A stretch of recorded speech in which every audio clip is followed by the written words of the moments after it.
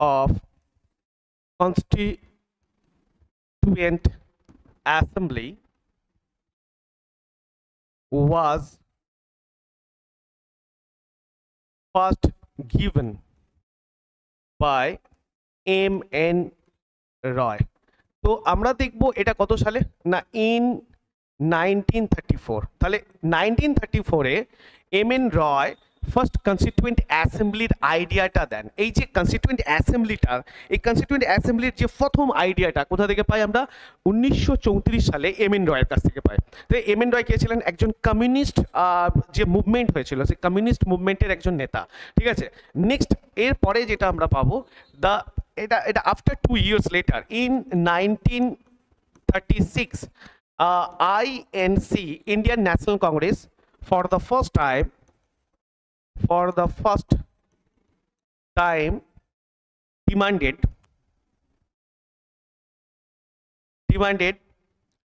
a constituent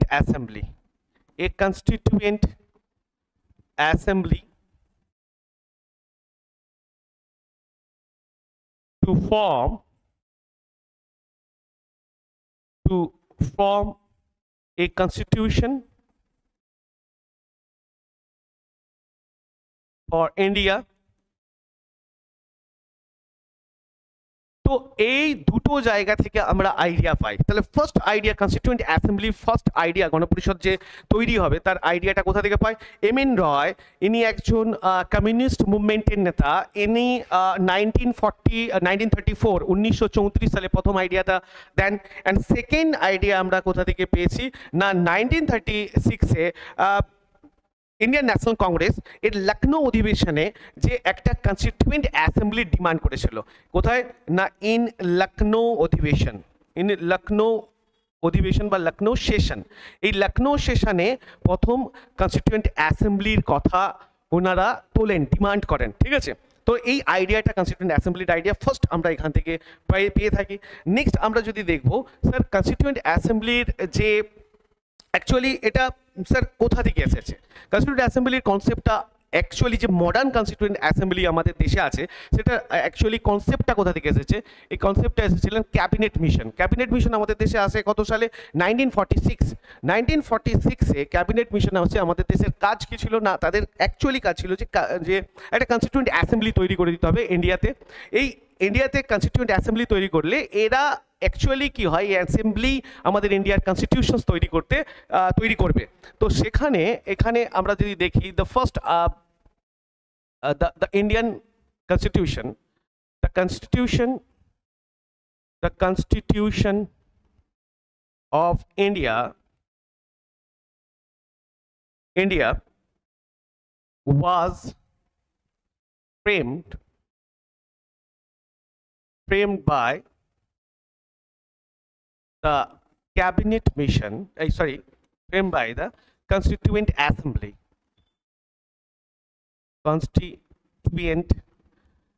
assembly set up under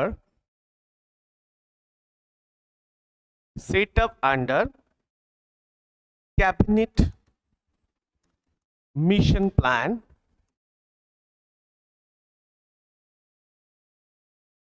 কত সালে আছে, না 16 মে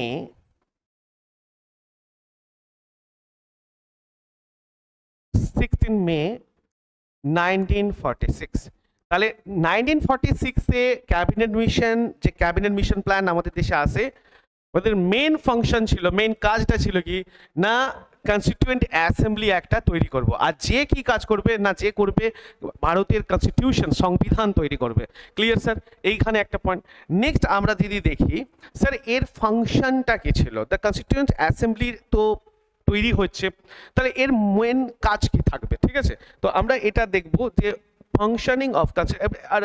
ফাংশনিং দেখার আগে স্যার কনস্টিটিউয়েন্ট অ্যাসেম্বলির ফার্স্ট যে প্রথম তৈরি হয়েছিল তার মেম্বার্স কতজন ছিল। অ্যাকচুয়ালি যে কনস্টিটিউয়েন্ট অ্যাসেম্বলি দেখব, কনস্টিটিউয়েন্ট অ্যাসেম্বলি আমরা যেটা দেখব এটা হচ্ছে ফর্মিং। তো এই ফরমেশন যদি আমরা দেখি, এটা একটা ফরমেশন করতে পারো। এই ফরমেশনে স্যার এখানে টোটাল কনসিস্টেড অফ 389 মেম্বার্স। তাহলে প্রথম যে কনস্টিটিউয়েন্ট অ্যাসেম্বলি তৈরি হয়েছিল এর টোটাল মেম্বার সংখ্যা কত ছিল? 389 মেম্বার্স। এর মধ্যে স্যার কোথা থেকে নমিনেট হয় এরা? না এই দুটো জায়গা থেকে, এরা বেসিক্যালি দুটো জায়গা থেকে। একটা হচ্ছে sir 292 members are elected from provincial legislative assembly, যে প্রাদেশিক যে আইনসভা থেকে, সেখান থেকে 292 মেম্বার্স ইলেক্টেড হয়েছিল। অ্যাকচুয়ালি টোটাল মেম্বার্স যে কনস্টিটিউয়েন্ট অ্যাসেম্বলি প্রথম যে তৈরি হচ্ছিল সেই তৈরিতে কতজন মেম্বার্স প্রথমে নিয়োগ ছিল? না 389। তার মধ্যে 292 members are elected from the provincial legislative. Provincial মানে প্রাদেশিক যে আইনসভা আছে সেখান থেকে 292 জন ইলেক্টেড হয়েছিল। আর নমিনেটেড হয়েছিল 93 members are nominated from princely state। তো এই প্রিন্সলি স্টেট তখনকার সময়ও, এই যখন ভারত স্বাধীন হয় সেই সময়েও অনেক স্যার প্রিন্সলি স্টেট ছিল যেখানে রাজা শাসন করত। সেই প্রিন্সলি স্টেট থেকে স্যার 93 মেম্বার্স নমিনেটেড হয়েছিল এবং এখান থেকে 292 মেম্বার্স ইলেক্টেড হয়েছিল কোথায়? না লেজিসলেটিভ অ্যাসেম্বলি থেকে। আর পড়ে থাকে স্যার এই 4 চিফ জাস্টিস ছিল, এই চিফ কমিশনার ছিল। এরা ছিল চিফ কমিশনার ফ্রম কোথা থেকে? না ফ্রম হচ্ছে স্যার প্রভিন্সেস থেকে এরা নিয়োগ হয়েছিল। তাহলে 4 জন ছিল চিফ কমিশনার যারা প্রভিন্সেস থেকে নিয়োগ হতো। তাহলে টোটাল এই কনস্টিটিউয়েন্ট অ্যাসেম্বলি যখন যখন গঠন হয় তখন স্যার এর মেম্বার্স কত ছিল? না 389 মেম্বার্স। এর মধ্যে স্যার 292 মেম্বার্স ইলেক্টেড হয়েছিল স্যার প্রভিন্সিয়াল লেজিসলেটিভ অ্যাসেম্বলি থেকে, এবং sir 93 members are nominated from the princely state, এবং 4 জন চিফ কমিশনার ছিল ফ্রম প্রভিন্সেস। Clear sir? এরপরে আমরা যেটা দেখবো, এটা তো স্যার এটা প্রথম ফরমেশন হয়েছিল। তাহলে যখন ফরমেশন হয়েছিল তখন মেম্বার্স কত ছিল? 389। But after partitions of India it was reduce to 299। তাহলে আমরা এরপরে যেটা দেখব, না এটা তো যখন ফর্মিং হয় তো after partition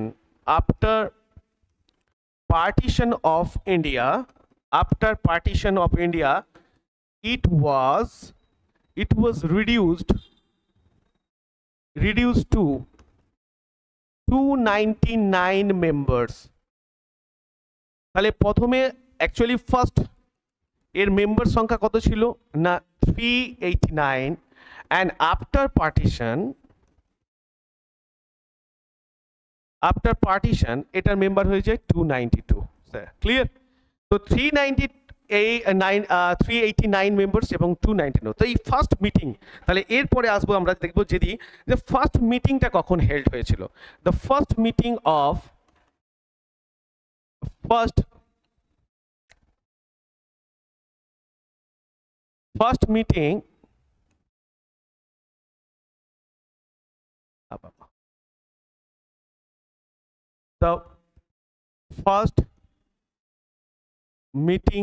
of constituent assembly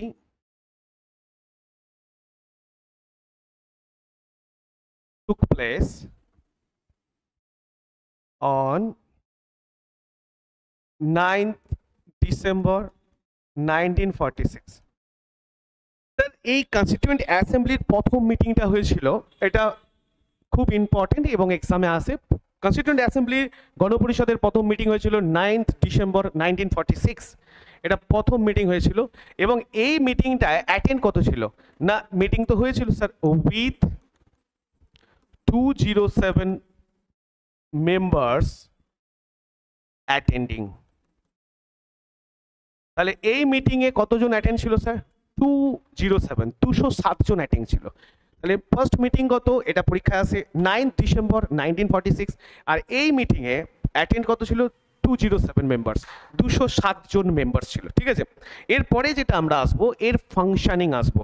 তো আমরা যদি এই মিটিং, তো স্যার ফার্স্ট হলো এই মিটিংয়ের প্রেসিডেন্টও ছিল, তাহলে এই মিটিংয়ের প্রেসিডেন্ট কে ছিল, আমরা দেখবো যে এই মিটিংয়ের প্রেসিডেন্ট ছিল প্রেসিডেন্ট, এইটাকে বলা হয় interim president. Interim president,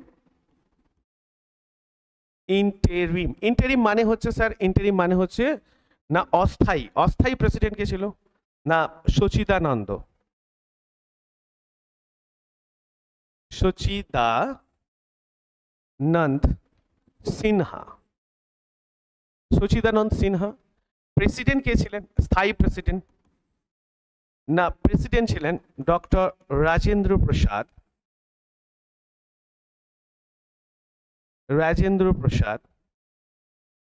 and vice president কে ছিলেন, ভাইস প্রেসিডেন্ট ছিলেন এইচ.সি. মুখার্জি। অ্যান্ড অ্যাডভাইজার হিসেবে কে ছিলেন, নিয়োগ ছিলেন,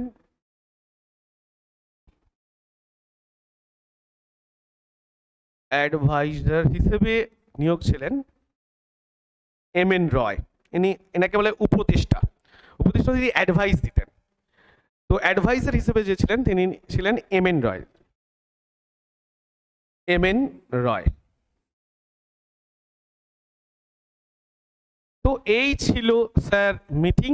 এই মিটিং এর প্রেসিডেন্ট, অস্থায়ী প্রেসিডেন্ট, স্থায়ী president, vice president and adviser. তাহলে গণপরিষদের ফার্স্ট মিটিং কত সালে কোন সময় হেল্ড হয় না 9 ডিসেম্বর 1946। এই মিটিংয়ে কতজন অ্যাটেন্ড ছিল, 207 জন অ্যাটেন্ড ছিল। আর এই মিটিংয়ের president, interim president, interim president মানে হচ্ছে স্যার অস্থায়ী, সচিদানন্দ সিনহা। এবং স্যার প্রেসিডেন্ট ছিল ডক্টর রাজেন্দ্র প্রসাদ এবং ভাইস প্রেসিডেন্ট ছিল এইচ.সি. মুখার্জি। এবং স্যার ভাই অ্যাডভাইজার মানে স্যার উপদেষ্টা, উপদেষ্টা হিসেবে নিয়োগ ছিলেন কে না, উপদেষ্টা হিসেবে ছিলেন এম.এন. রয়।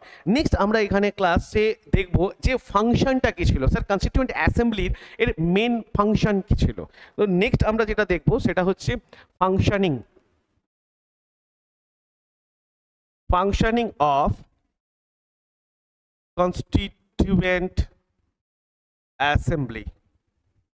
স্যার এই কনস্টিটিউয়েন্ট অ্যাসেম্বলির মেন ফাংশন কি ছিল না, আমরা এখান থেকে দেখব যে কনস্টিটিউয়েন্ট অ্যাসেম্বলি মানে গণপরিষদ, কনস্টিটিউয়েন্ট অ্যাসেম্বলি মানে গণপরিষদ। এই কনস্টিটিউয়েন্ট অ্যাসেম্বলির টোটাল মেনলি দুটো ফাংশন ছিল। একটা হচ্ছে ছিল স্যার, মেনলি দুটো ছিল, একটা হচ্ছে টু ফর্ম, টু ফ্রেম করো, টু ফ্রেম কনস্টিটিউশন। আর একটা স্যার ছিল না লেজিসলেটিভ, লেজিসলেটিভ ফাংশন। তার মানে আগে করে নি, এই যে কনস্টিটিউশন যে ফ্রেম হবে এর প্রেসিডেন্ট হিসেবে কাকে নিয়োগ করা হয়েছিল, প্রেসিডেন্ট হিসেবে ছিলেন doctor Rajendra Prasad.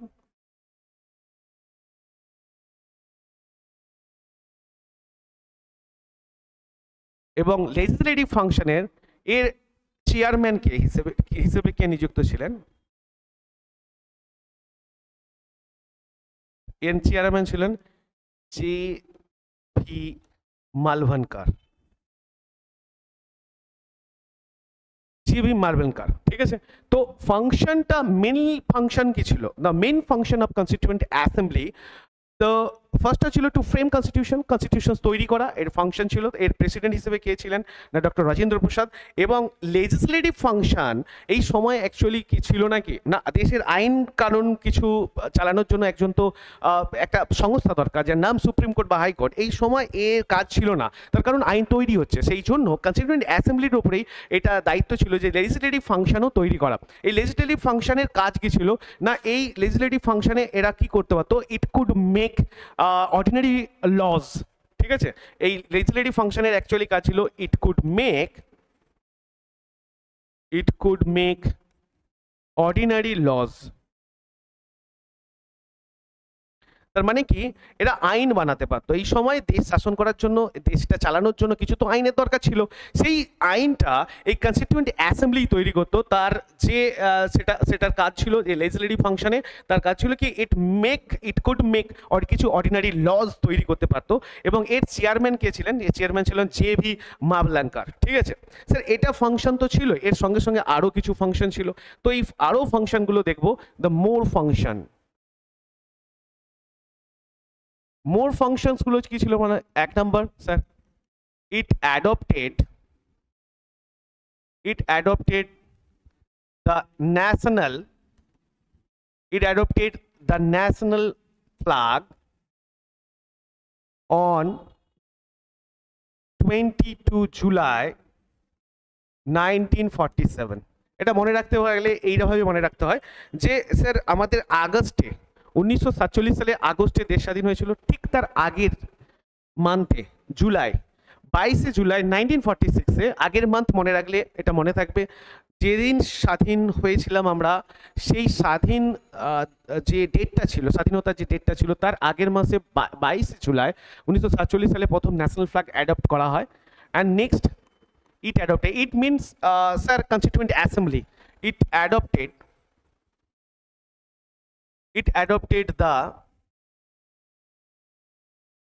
national song on 24th January 1950. It adopted the national anthem on 24th January 1950।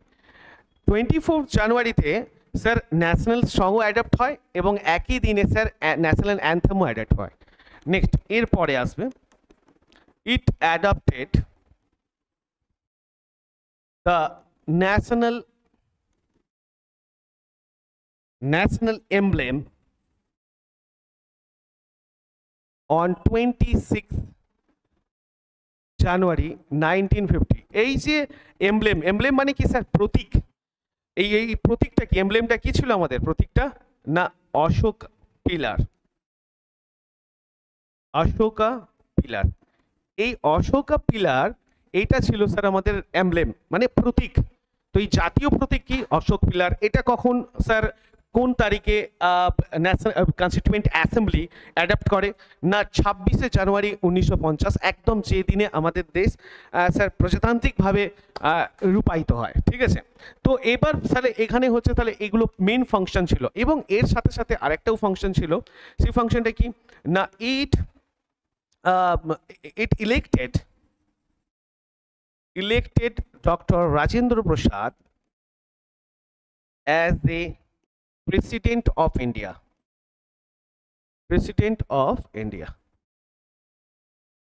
এটা স্যার, এই যে ফাংশনস গুলো ছিল, এগুলো প্রত্যেকটা স্যার এক্সামে আসে। ফার্স্ট ফাংশন, এটা যে আলাদা কিছু মোর ফাংশন ছিল, এনি ন্যাশনাল, এই গণপরিষদ constituent assembly national flag adopt করে 22 জুলাই 1947 অ্যান্ড ন্যাশনাল সংকে অ্যাডপ্ট করে স্যার 24 জানুয়ারি 1950।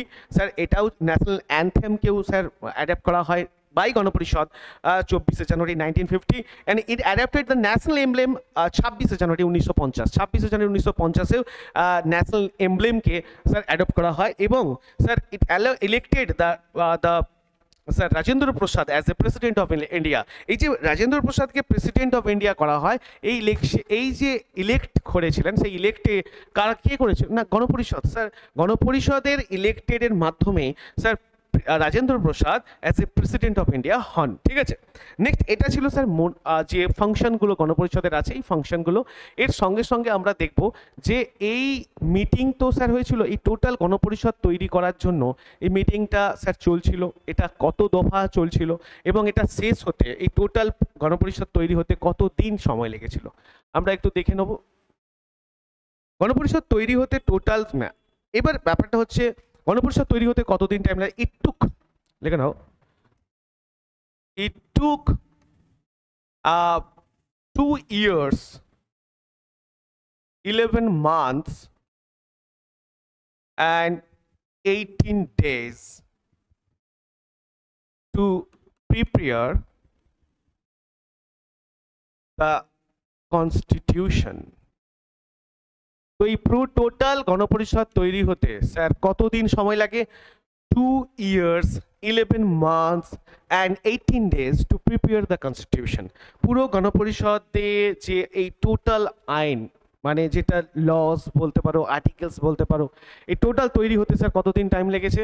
না 2 years 11 months and 18 days.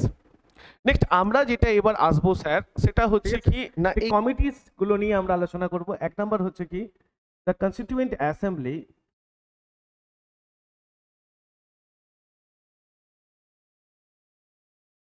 Assembly appointed many committees.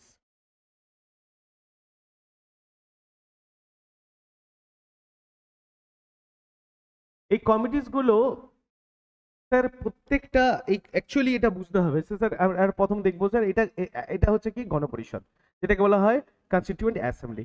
এ কি করলো এই মিটিংয়ে সবাইকে কিছু কিছু কমিটি তৈরি করে দিল, সবাইকে নিয়ে কিছু কিছু কমিটি তৈরি করে দিল। এই কমিটির দায়িত্ব দেওয়া হলো যে প্রত্যেকটা কমিটি তার নিজস্ব একটা দায়িত্ব নিয়ে কাজ করবে এবং তার সেক্টর, তার প্রত্যেকটা কমিটির এক একটা করে সেক্টর আলাদা করে দেওয়া হলো। এই সেক্টর অনুযায়ী সেই কমিটি তার দায়িত্ব পালন করবে, ঠিক আছে? তো এই সেক্টর অনুযায়ী যে কমিটিগুলো তৈরি করেছিল প্রত্যেকটা সেক্টরে একজন করে চেয়ারম্যান ছিল, প্রত্যেকটা কমিটির একজন করে চেয়ারম্যান ছিল। সেই চেয়ারম্যানগুলোর সঙ্গে সঙ্গে আমরা ওই কমিটি দেখব। এই রকম স্যার এই গণপরিষদের টোটাল যে কমিটি ছিল সেই টোটাল কমিটিস গিয়ে স্যার তার মধ্যে এই টোটাল কমিটিসের মধ্যে স্যার 8টি কমিটি ছিল স্যার মেজর কমিটি, 8টি কমিটি ছিল sir major committee, and sir 13টি কমিটি ছিল স্যার মাইনর কমিটি।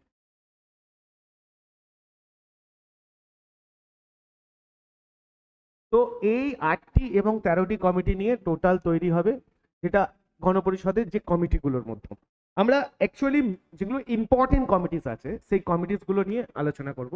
তো আমরা ফার্স্ট দেখবো যে কিছু মেজর কমিটিসগুলো ছিল। এটা name of committees.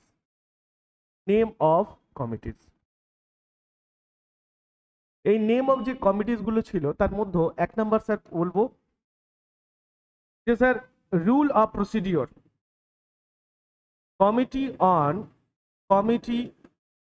on the rule of procedure,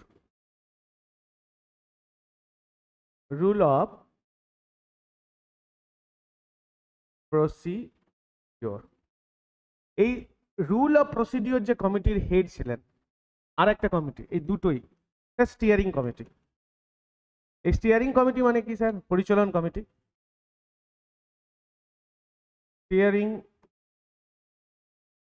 committee, এই committee on the rules of procedure and steering committee এর দুটো কমিটিরই যিনি হেড ছিলেন মানে চেয়ারম্যান ছিলেন তার নাম হচ্ছে ডক্টর রাজেন্দ্র প্রসাদ।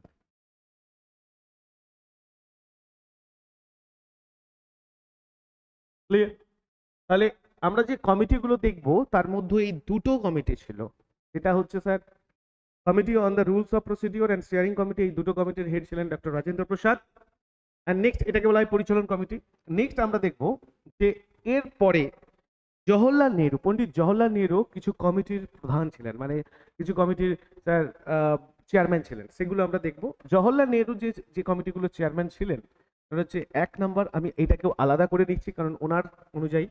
তো প্রথম হচ্ছে sir finance committee, finance and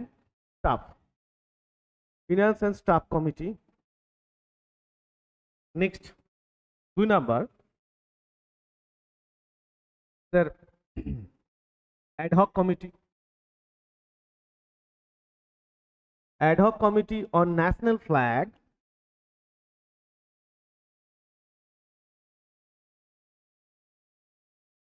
আচ্ছা। নেক্সট 3 নাম্বার ইউনিয়ন পাওয়ার কমিটি,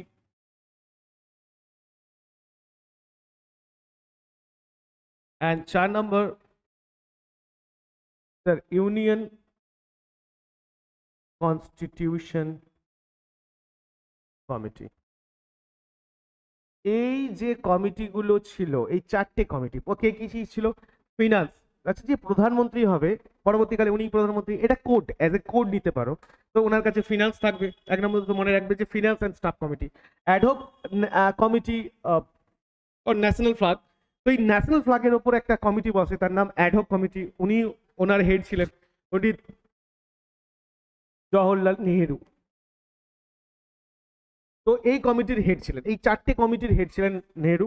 ইউনিয়ন পাওয়ার কমিটি, যিনি প্রধানমন্ত্রী পরবর্তীকালে হবেন, এটা এটা এটা অ্যাজ এ কি হিসেবে মনে রাখতে হবে না, এটা অ্যাজ এ কোড হিসেবে মনে রাখতে হবে যে প্রধানমন্ত্রী হিসেবে যিনি যেহেতু হবেন ওনার কাছে ফিনান্স থাকবে, ইউনিয়ন পাওয়ার থাকবে, ইউনিয়ন কনস্টিটিউশন থাকবে, ইউনিয়ন কনস্টিটিউশন কমিটি। এই যে চারটে কমিটির হেড ছিলেন পণ্ডিত জওহরলাল নেহরু। তাহলে এখানে দুটো কমিটির head, committee on the rules of procedure doctor Rajendra Prasad, steering committee পরিচালন কমিটির হেড হচ্ছেন doctor Rajendra Prasad, finance and staff কমিটির হেড হচ্ছে doctor Pandit Jawaharlal Nehru, and ad hoc committee on national flag এর হেড হবে পণ্ডিত জওহরলাল নেহরু, এবং এখানে ইউনিয়ন পাওয়ার কমিটি এবং ইউনিয়ন কনস্টিটিউশন কমিটি এরও হেড হবে কে না, পণ্ডিত নেহেরু। ঠিক আছে, নেক্সট আমরা যেটা দেখব সেটা হচ্ছে পরবর্তী যে কমিটিগুলো ছিল সেই কমিটিগুলোর মধ্যে এক নাম্বার দেখবো স্যার না স্টেট কমিটি। এই স্টেট কমিটির আর দু নাম্বার হচ্ছে advisory committee on fundamental rights,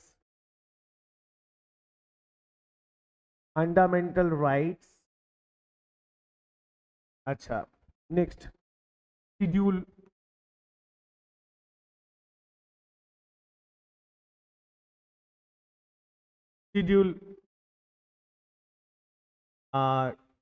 tribes,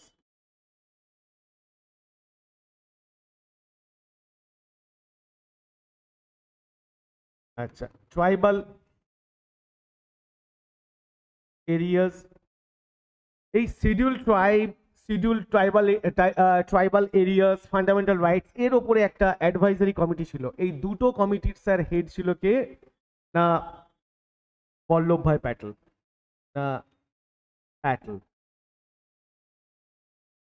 এই দুটো কমিটি সর্দার বল্লভভাই প্যাটেল।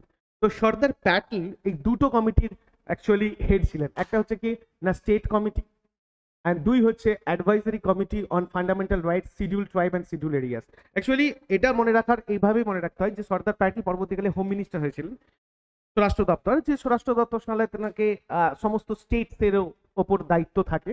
তো এই স্টেট কমিটির হেড হয়েছিলেন and advisory committee on fundamental rights and schedule tribes. এইগুলোই সাধারণত প্রত্যেকটা স্টেটের মধ্যেই কিছু শিডিউল ট্রাইব অ্যান্ড শিডিউল যে ট্রাইবস এরিয়াগুলো আছে সেইগুলো তার মধ্যেই স্টেটের মধ্যেই পড়ে।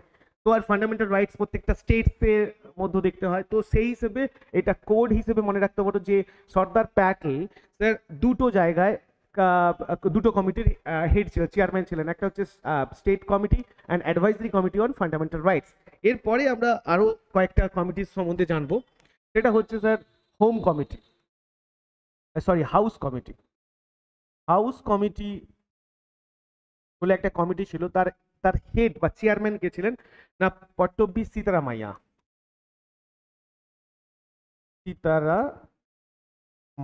পট্টবি সীতারামাইয়া ইনি ছিলেন হাউস কমিটির হেড।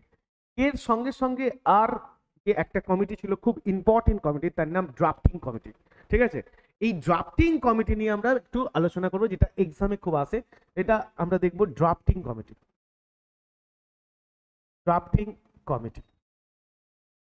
এই ড্রাফটিং কমিটির হেড ছিলেন কে, মানে চেয়ারম্যান ছিলেন না কে ছিলেন ড্রাফটিং কমিটির হেড?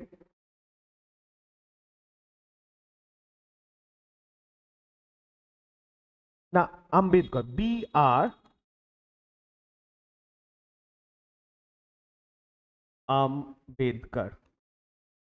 আম্বেদকর। তো এই ড্রাফটিং কমিটির যে চেয়ারম্যান ছিলেন তিনি কে ছিলেন না আম্বেদকর। এই ড্রাফটিং কমিটির যে যিনি চেয়ারম্যান আম্বেদকর, এটা সম্বন্ধে এই ড্রাফটিং কমিটির অ্যাকচুয়ালি কতজন সদস্য ছিল, যে মেম্বার্স, এটা পরীক্ষায় আসে স্যার। মেম্বার্স ছিলেন 7 মেম্বার, 7 জন মেম্বার ছিল, তার মধ্যে চেয়ারম্যান ছিলেন ডক্টর বি আর আম্বেদকর। এই 7 মেম্বার্সের জন্য কয়েকটা স্যার কোশ্চিনস আছে, যে এই মেম্বার্সগুলোর মধ্যে কয়েকটা নাম খুব ইম্পর্টেন্ট, যেটা মনে রাখতে হবে। এই মেম্বার্সগুলোর নাম কি কি ছিল? মেম্বার্স নাম ছিল স্যার, প্রথমে আসবো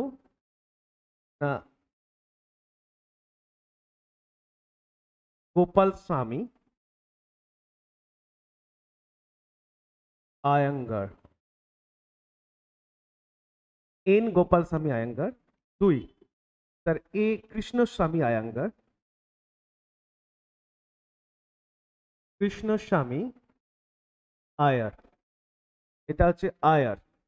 তাহলে এন গোপাল স্বামী আয়ার। এই যে ড্রাফটিং কমিটির যারা স্যার মেম্বার ছিল, এটা পরীক্ষায় আসে, সেই জন্য এক্সট্রা করে এটা মনে রাখতে হয় যে ড্রাফটিং কমিটির টোটাল মেম্বার্স কতজন? Sir 7 members. এন আর চেয়ারম্যান কে? না, বি আর আম্বেদকর। ড্রাফটিং কমিটির আদার্স যে মেম্বারগুলো, তার মধ্যে এক হচ্ছে এন গোপাল স্বামী আয়াঙ্গার, এ কৃষ্ণস্বামী আয়াঙ্গার। 2 হচ্ছে মনে রাখতে হবে না, আমরা বলো কে এম মুন্সি,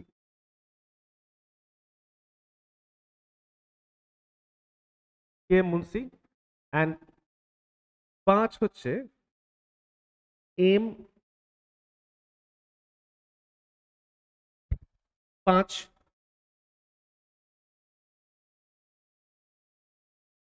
সাদুল্লাহ। তো এই নামগুলো খুব ইম্পর্টেন্ট। ফার্স্ট আমরা দেখবো যে স্যার এই টোটাল যে ড্রাফটিং কমিটি, এই ড্রাফটিং কমিটির হেড বা চেয়ারম্যান কে ছিলেন ডক্টর বি আর আম্বেদকর।